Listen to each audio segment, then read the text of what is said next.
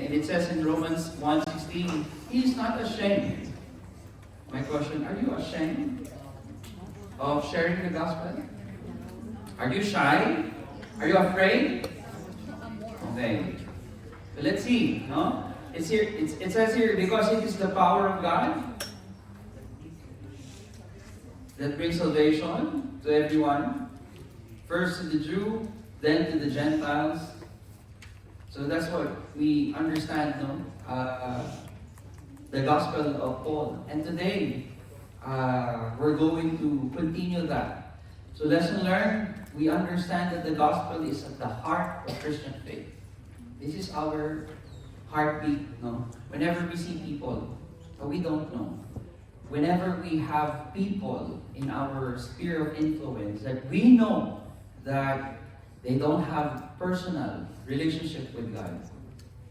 Okay? They're not believer, they're not follower of Jesus Christ. This is our heartbeat, to really share the good news to them. The word gospel, the good news. Okay? Jesus Christ, yes, malamig, no?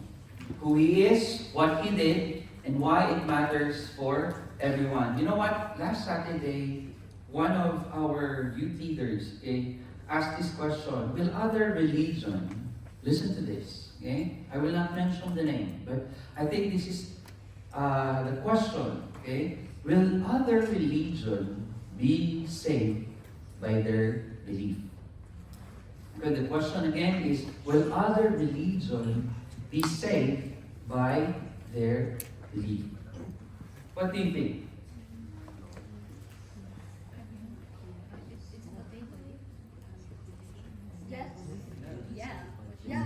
Okay, ganito na lang. Raise your hand. If you're saying yes, they will be saved. Other religion. Okay? So one. Okay. Only one? Twice? Thrice? O dalawa daw? O sige, dalawa na sila. Okay. Tatlo? Tatlo! Again, ang kailangan. Of course, syempre, we respect. If you don't know, it's fine. The Bible will answer that. The question is, will other religion be saved by their belief? When you say religion, okay, those who are not follower of Jesus Christ, who do not believe, okay, to the true message of the Bible, okay, will other religion be saved by their belief and their good works? You see, they have faith in their God. And they are, when it comes to relating with other people, parang mas mabait pa nga sila kaysa sa mga Christian. So, will they be saved? Okay? So raise your hand, people who said that, no, they will not be saved by their beliefs and by their religion. Let's go, raise up high. Ba't na lang nahihiyan?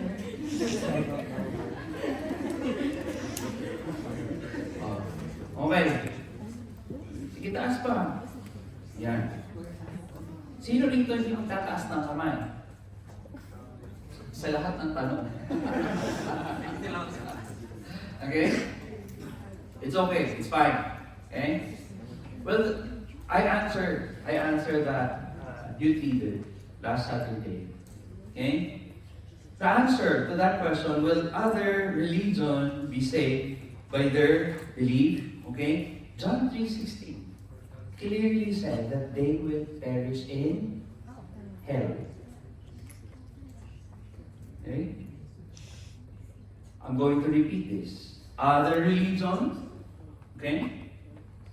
And their belief, whether they're doing good works, they're good, mabait sila, they're kind, okay? But it says in the Word of God, for God so loved the world that He gave. And who is that? Jesus. I'm going to emphasize it. There is only one way to go to heaven. One. There is no salvation in any other name than the name of Jesus Christ. So, are we clear on that? That's why the very purpose in the Gospel of Matthew said, go and make disciples of all nations. Why we are called to preach the good news? Because some people, a lot of people outside, and those people may be your classmate, your flatmate, nasasalubong mo na sa elevator. Many times, hi, hello. You know them by their name. Why not share Jesus? Why not share the gospel? Eh, Pastor, they're good naman. They're sharing. They're caring. The Bible also clearly stated that if you confess with your mouth that Jesus is Lord, you will be what? Saved. And by the way, wait, there's more. Not only knowing and not only believing, you need to follow. You need to live. Knowing that He is your master now. He is your God. Not you anymore. Why we need to do that? Because in Ephesians, oh, by the way, people are saying, oh, we're doing good naman. Pastor, you have lots of, charities and everything. Can we not go to heaven? We're good. I tell you, Mark 10:18. Who wants to read Mark 10:18? Next Saturday you will be rewarded. Mark 10:18.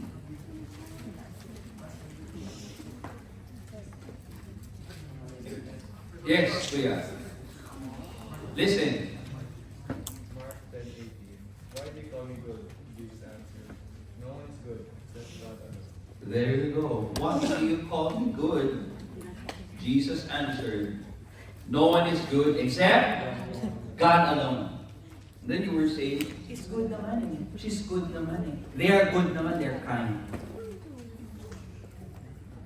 That's not the basis of salvation. That's not the basis of a person or people who can go to heaven. There is only one way. Okay? Why? Why? Good works. Okay? Kahit sobrang dami ng ginawa natin ng kabutihan, hindi enough yun. Because Romans 3:23 says, Romans 3:23. Yes, we get it. For all have sinned and fall short of the glory of God. There you go. For all have sinned and fall short of the glory of God. How many efforts, how many good works? No, it cannot. Cannot be. Kahit pa, galingan mo.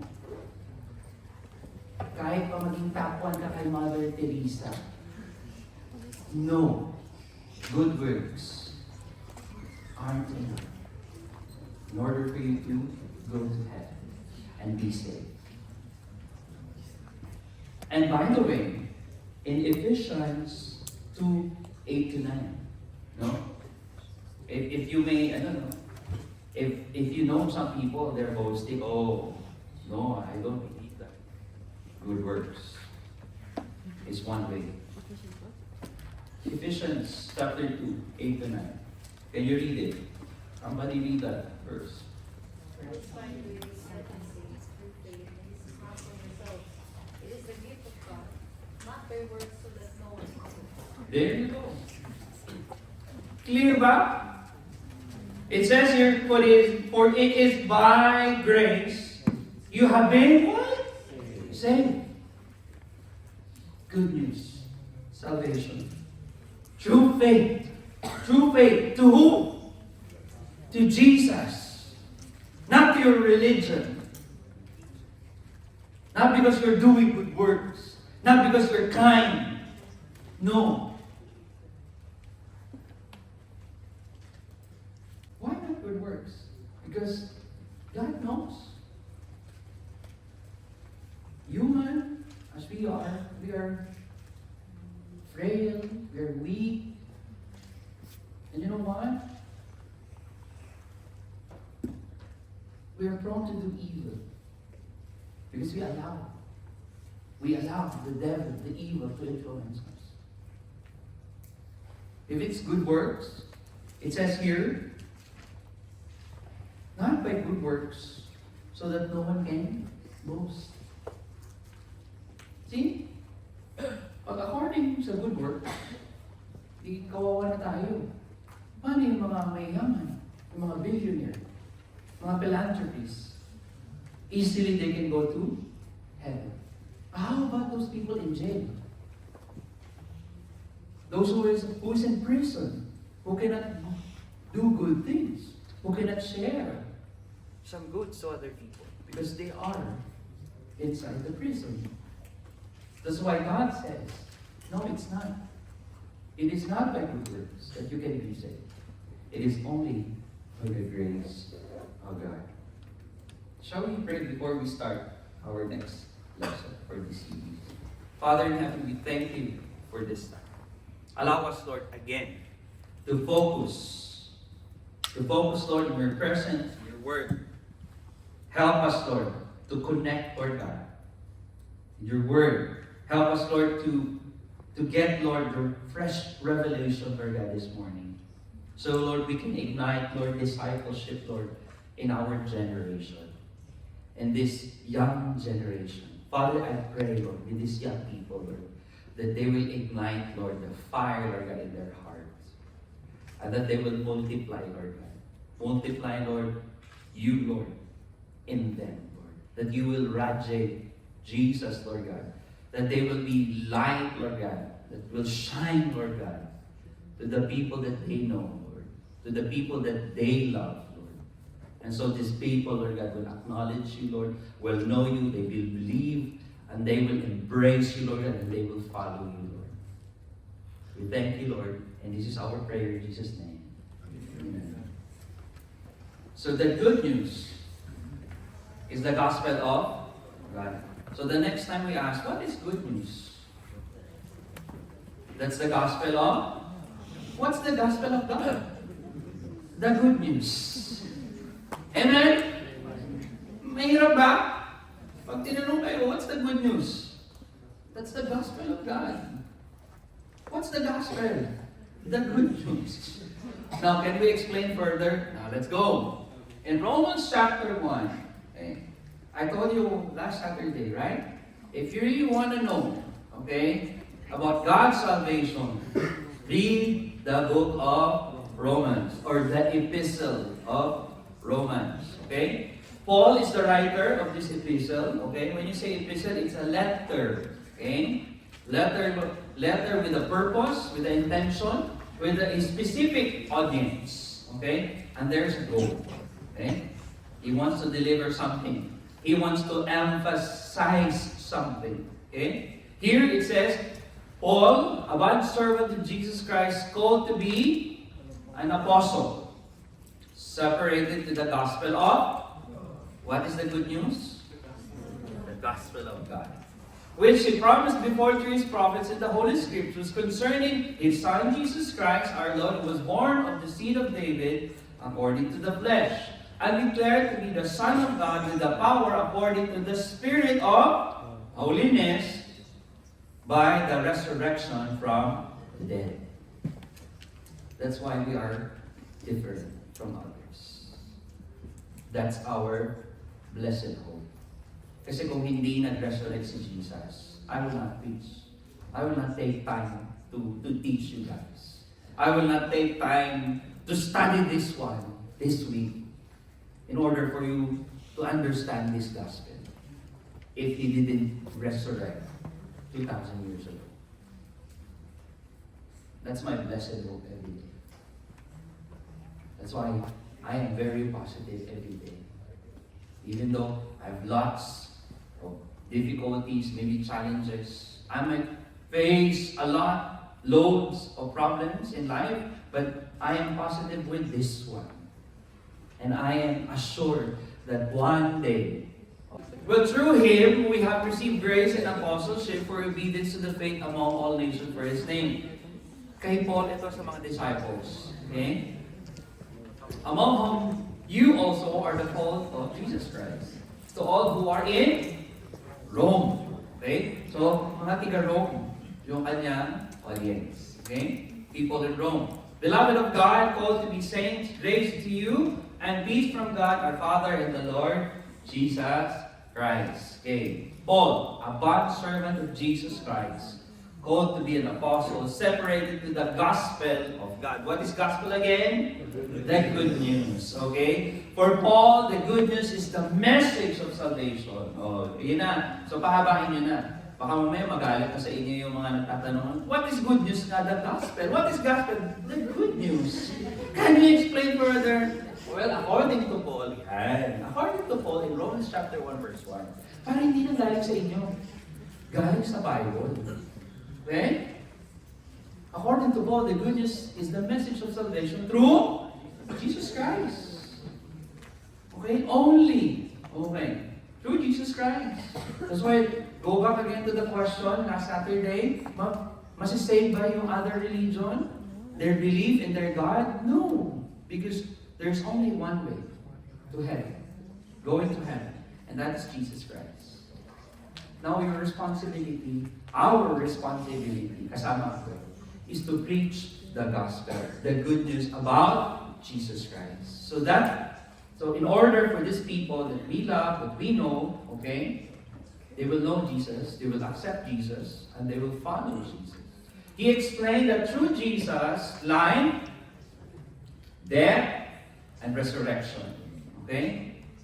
Yan yung complete na message ng good news.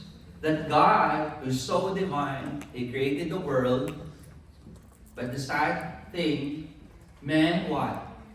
Sin. But don't worry.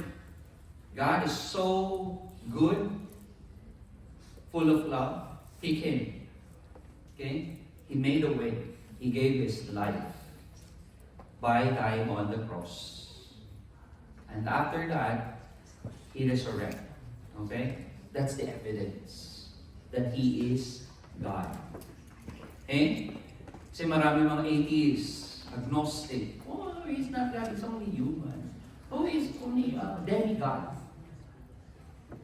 Later on, I'll explain. A God who's so divine, okay, came down to earth. Now, where we are now? The complete message of the good news, the gospel. He came, He died, He rose again, and He will come back. Okay? Why? So that He will gather all that He loved, His beloved, His church. Those people who accepted the Lord Jesus Christ and followed and believed all the teachings, okay, of Jesus Christ. Amen? Humanity can be reconciled to God. Before, it's impossible. Because they do not know that there is a God, okay, who created the world, who wants to save us dahil rebelde ang tao, okay? Ginawa ng Lord, bumaba na siya to reveal Himself. I am here. I will protect you. I love you. I want to save you. I want to bring back our relationship, our status before. Okay? Despite our sinfulness, this is the gospel of God. And Paul is preaching this to the Romans. And today, who we're gonna share that same gospel? Can you turn to the person next to you? It's me and you, brother. It's me and you, sister. Let's preach the gospel. Because if we don't preach the gospel, how can we say that we ignite discipleship? How can we say that, oh, we will multiply God's kingdom? If we are not preaching the good news if we are not sharing the good news? It's impossible. So my challenge, before you say, let's go, know the gospel. Master the gospel. So that if there is an opportunity to share, okay, share it with boldness. Okay? Now, why do we need the good news? Okay?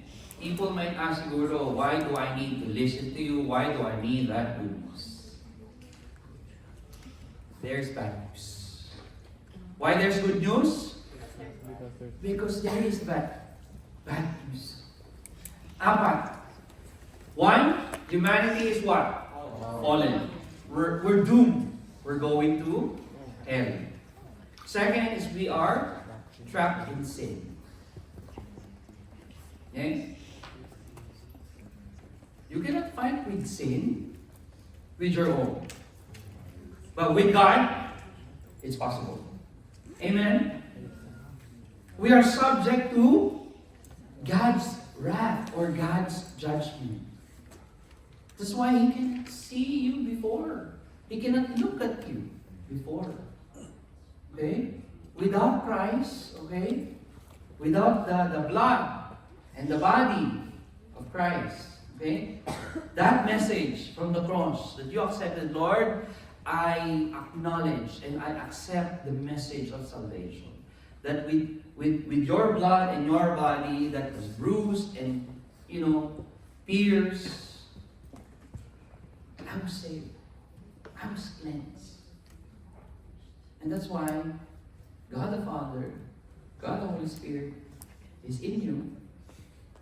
Is in you right now. God the Holy Spirit. If you're living with Jesus now, and God can look at you now because of Jesus. Because of His grace and His mercy. Because of His works. God can see you now. And God can say, hi son. Hi daughter. Praise God. We are relieved. We are removed from that situation. And lastly, we are separated from the life God intended. What is the purpose? Why God created man? To glorify Him and to worship Him. To bring honor to His name. Meaning to say, we have personal relationship with God. We're close before.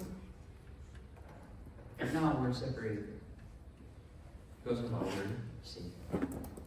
And if you don't acknowledge that, if you don't embrace that message, Lord, I'm not just only believing that you are my Lord and my Savior, but Lord, I really need your complete, Lord, works in me. Every day I acknowledge that I cannot do anything without you. So, you're now my Lord, my Savior. When you don't acknowledge that, that's incomplete. Okay? Because no only good works can save you, can help you. It is only by the work of God, by the work of Jesus Christ. And whenever you feel that, the devil is tempting you, there's temptation, acknowledge, Lord, I'm in a desperate situation right now. The devil is tempting me. Lord, help me, Lord. I cannot do this alone. You are my master, you are my Lord. What are we going to do? And the Lord will say, run! Run! As fast as you can. But if you don't acknowledge, there's temptation, palapit na siya, He's coming, He's coming. Ganun mo lang, Lord, napapalapit na siya. You acknowledge, God the Holy Spirit, I need you right now. I have this problem, I have these struggles, I have this pain in my heart. Only you can remove this, Lord. Only you can help me in this desolate situation. this desperate situation. Because God's word says that He will never leave you nor forsake you. So trust God. Embrace His design. Embrace His works in your life. And remember every day that He is with you. Amen?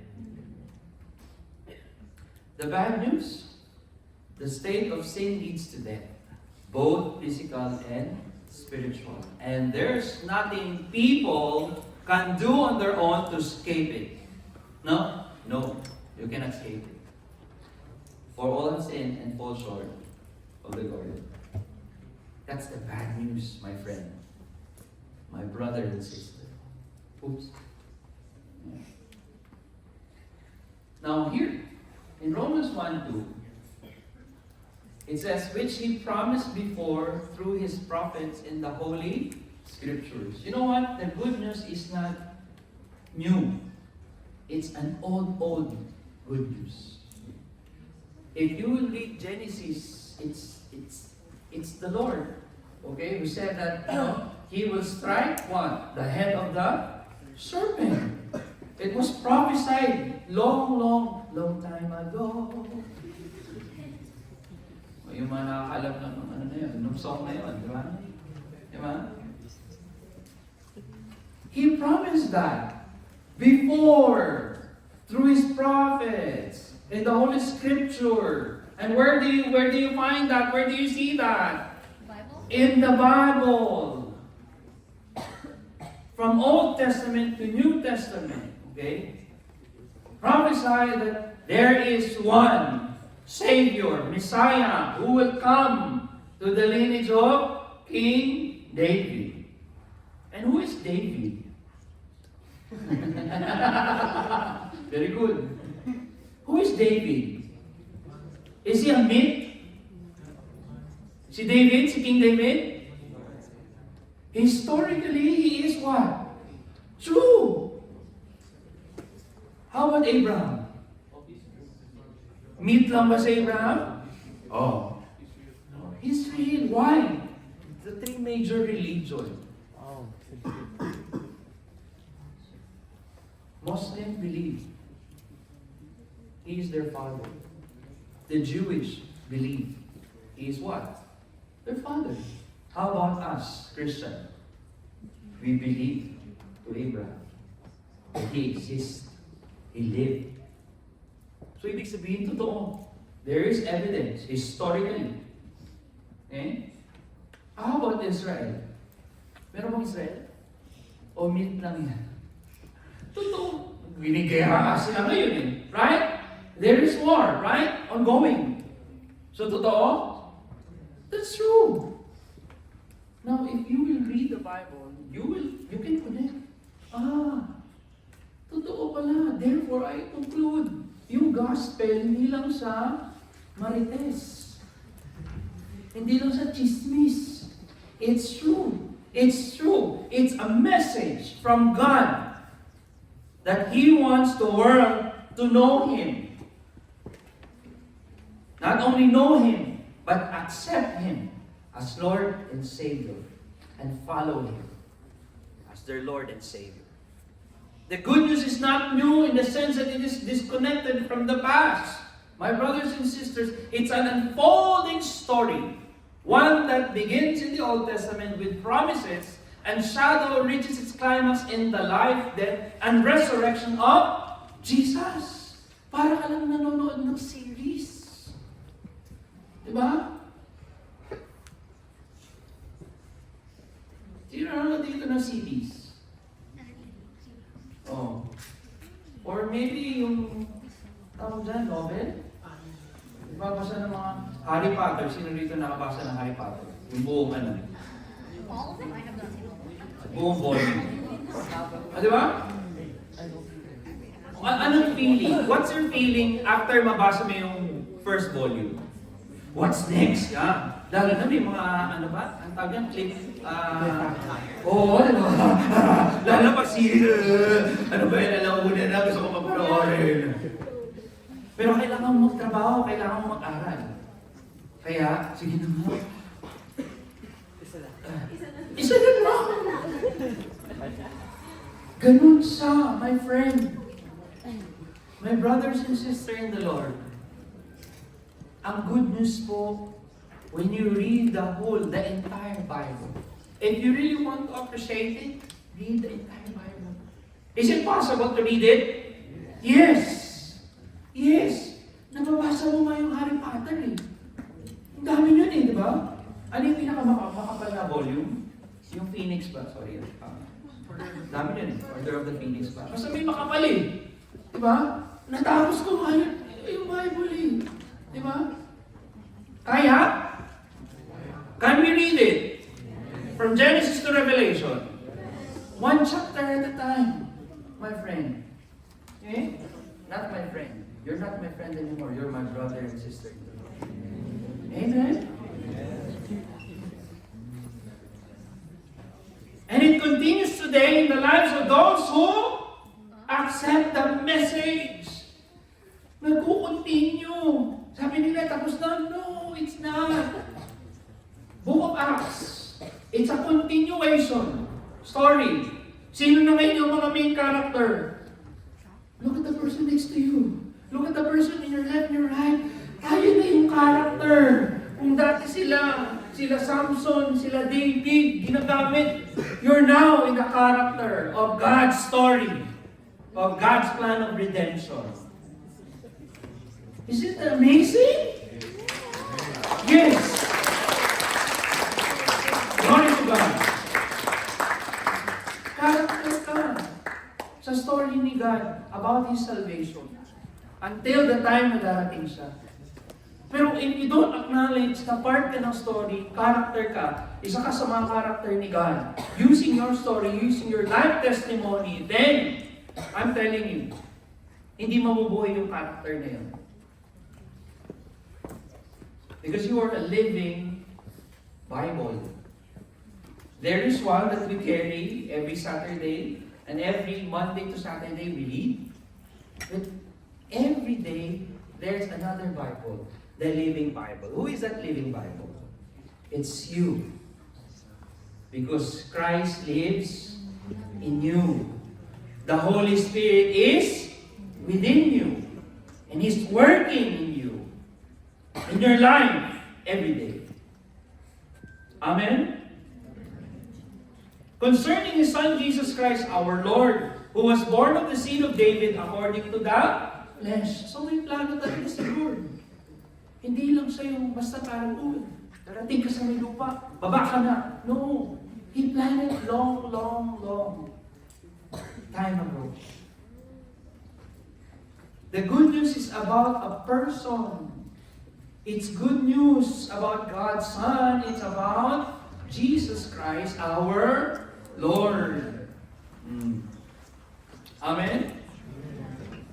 Kaya walang ibang good news, kaya walang ibang gospel, kaya walang ibang way going to heaven. Only one. Si Jesus. And verse 4, declared to be the Son of God with power according to the Spirit of holiness by the resurrection from the dead. Paul writes that Jesus Christ was declared the Son of God with power according to the Spirit and by the resurrection from the dead. And we have evidence. As long as there's an empty tomb in Israel, Jesus Christ lives. Jesus Christ is with us, and He is the Son of God. And the power of the Holy Spirit is within us. Sino na nakapunta ng Israel? Oh, very cool. I hope and I pray, no? Lahat tayo, one time, no, in our life. Let's go there. Let's visit the empty tomb. Counter-flow field trip. You want? Nothing is impossible. Yan! Naman! Ay, gusto ko yun eh. Diba? Ang daming pinupuntahan. Punta kung saan-saan. Sa Baku, sa Azerbaijan. Ano ba yun? Thailand na lang, ang hirap kasi. Diba? Why not you go there? Visit the historical places in the Bible and then feel, Lord, alive ka. Yun yung gusto ko kung saan tumapak si Jesus, kung saan tumapak yung mga disciples, yung mga apostles, yung unang church, I don't know kung saan, pero Lord, siguro nandito yun sa isang bahay dito sa upper room, di ba? Dito nagsimula yun eh. Doon pa nagsimula yun. So hindi siya basta-basta story lang. He is true. And He is true in me, in my heart, in my life. Because God changed me. God transformed me. From a wretched man, a person, wretched, wow. Big word, wretched. Tingnan nyo naman sa dictionary. Wretched. And lastly, okay natin Diba? So that's the beauty of the Word explaining and interpreting the Word. Diba? Hindi yung tayo yung nag-interpret. Let the Word of God interpret the Word of God. Okay?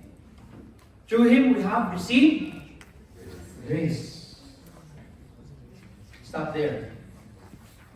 What is grace? What is grace? Grace is that's giving you what you don't deserve.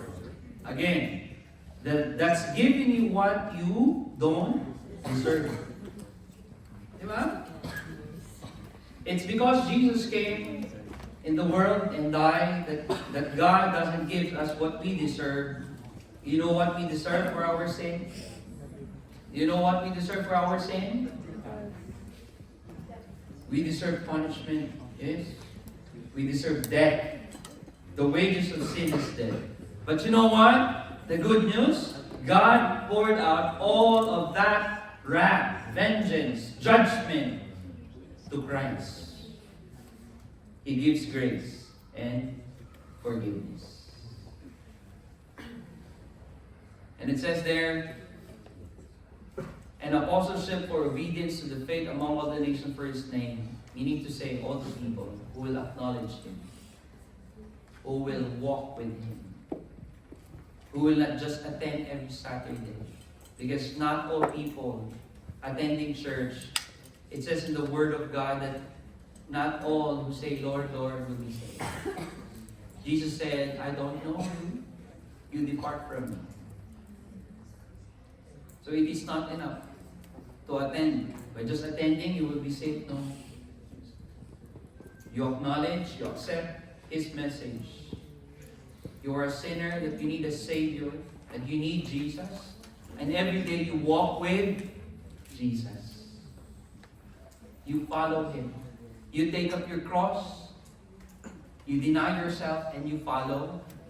You deny yourself, take up your cross, and follow Jesus. Okay? That's the good news. Amen? I don't know how well you've known the good news before, folks. I hope you understand it now. Amen? Jesus died for you. He rose for you.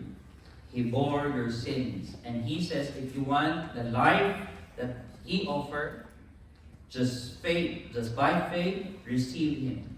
And it says in John, as many as receive Him, to them He gave the right to be called the sons of God. In the epistles of Romans, the good news or gospel that Paul speaks is foundational to Christian theology. Okay? It's very essential and important to our Christian theology.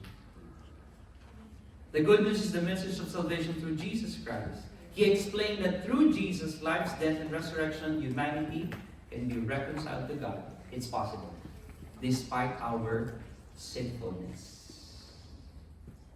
Because Jesus died for you, He rose for you, He bore your sins.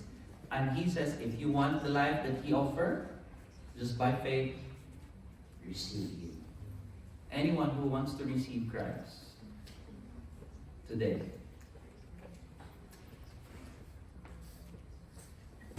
Na-receive na natin si Lord?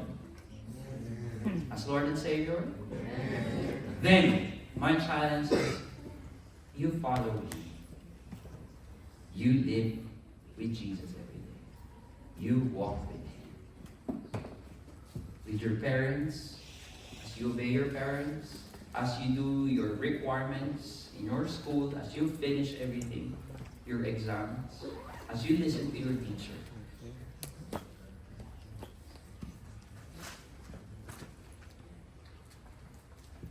Here's the discussion question. I want you to group again into 3. Okay? So that's the max of my members per group. And I'd like you to discuss these 2 questions. Okay? With your members. And when you're done, we're going to pray.